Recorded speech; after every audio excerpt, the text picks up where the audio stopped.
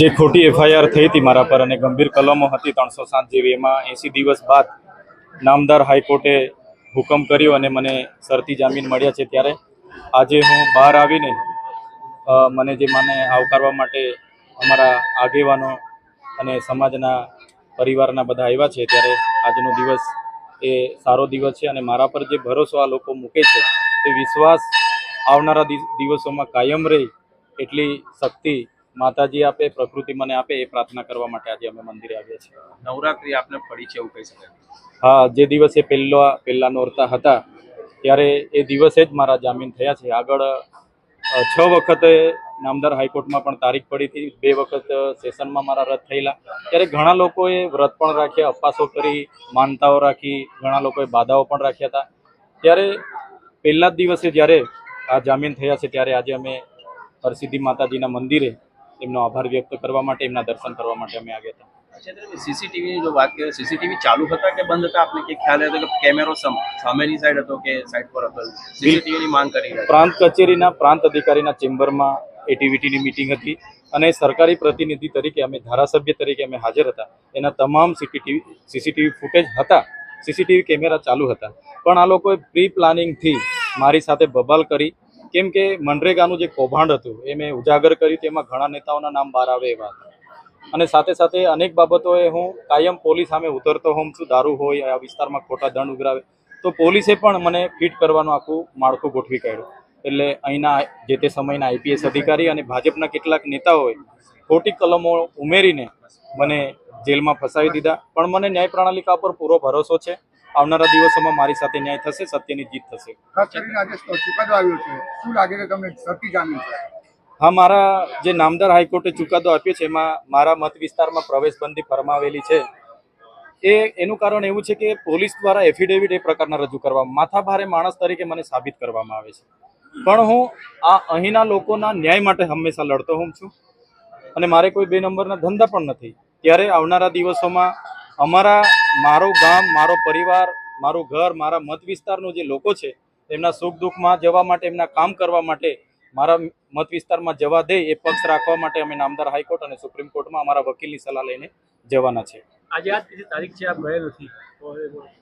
આજે મને central jail Vadodara ખાતેથી 10:30 મુકામે છોડી દેવામાં આવ્યા હતા। નહીં તો હું જેલમાંથી આજે વિડીયો કોર્ટથી હાજર રહેવાનો હતો। જેલમાં અમારે સમન્સ આવી ગયેલા, મારે હાજર રહેવાનો હતો 11 વાગે, પણ લોકો મને લેવા માટે આવેલા, એ જોઈને એ લોકોએ મને વહેલા જેલથી મને રજા આપી દીધી। એના કારણે હું આજે કોર્ટમાં હાજર નથી રહ્યો, પણ મારા વકીલ સાથે હું સલાહ સૂચન લઈ લઈશ।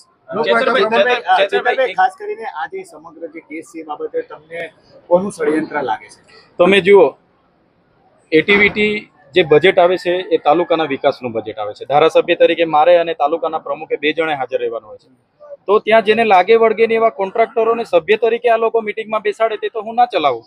ગુજરાત પેટર્નનું જે બજેટ 60 કરોડ રૂપિયા આવે છે એમાં એ બજેટની જોગવાઈ એવી છે કે એ માત્ર આદિવાસીઓ માટે જ વાપરવાનું હોય, અને બિન આદિવાસીઓ કોન્ટ્રાક્ટરો એમાં સભ્ય બને તો હું કઈ રીતના ચલાવું? એના માટે જ અમારે બોલાચાલી થઈ અને અમે એકબીજાને સામે પકડ્યા, અમારા શર્ટ અને કુર્તા, અને એમાં કઈ મોટી મેટર થઈ નથી। અને સૌથી પહેલા 12:30 વાગે તો મેં અરજી આપી છે, 12 વાગ્યાનો બનાવ, 12:30 વાગે મેં અરજી, છતાં એક ધારાસભ્ય તરીકે મારી અરજીને ગ્રાહ્ય રાખ્યા વગર 2 વાગ્યાના મને એરેસ્ટ કરી લીધા। મારા પર સાંજે 7 વાગે એફઆઈઆર થઈ અને એ પણ 307 જેવી હાફ મર્ડરની ગંભીર કલમ લગાડવામાં આવી। એટલે આની પાછળ અહીંના જે તે સમયના આઈપીએસ અધિકારી અને અહીંના જે નેતાઓ છે, 3-4 નેતાઓ, એમનું 2 નંબરના ધંધાઓ સામે હું અવાજ ઉઠાવું, ભ્રષ્ટાચાર સામે, એટલે એમને દબાવી દો, એમનો અવાજ દબાવી દો। પણ આ તો મને અમારા લોકોએ આપેલો અવાજ છે, અમને સંવિધાને આપેલો અવાજ છે, આ અવાજ ક્યારે દબાશે નહીં। જ્યાં પણ અમારા લોકો સાથે અન્યાય થશે એનાથી પણ વધારે તાકાતથી અમે લડીશું। આવનારા દિવસોમાં એ પણ અમે જાહેર કરીશું।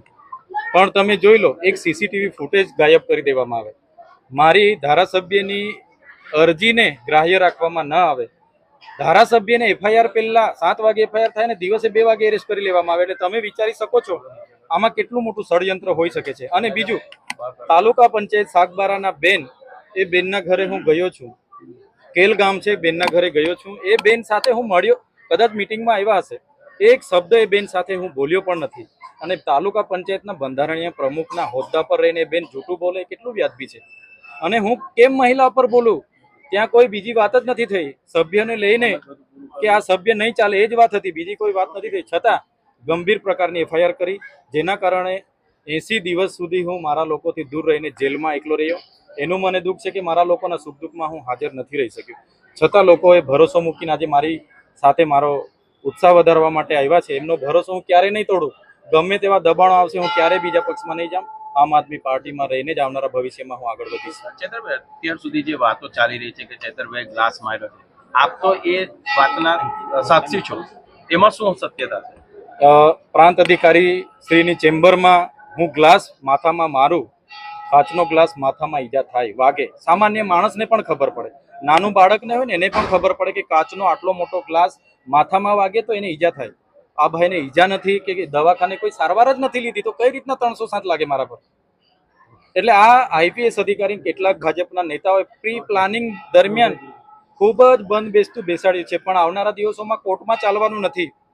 એટલે મને પૂરી ન્યાય પ્રણાલિકા ઉપર ભરોસો છે. સત્યને ગમે તેટલો પરેશાન થઈ શકશે સત્ય, પણ સત્યનો જ વિજય થવાનો છે. આવનારા હજુ અમે અમારા પ્રમુખ શ્રી અમારા પરિવાર સાથે ચર્ચા કરીશું. મારા મત વિસ્તારમાં પ્રવેશ બંધી છે, ત્યારે મારે ક્યાં રહેવું એ સરનામું અમે તપાસ અધિકારી જે પોલીસ અધિકારી હશે એને પણ અમે જાણ કરીશું. Thank you.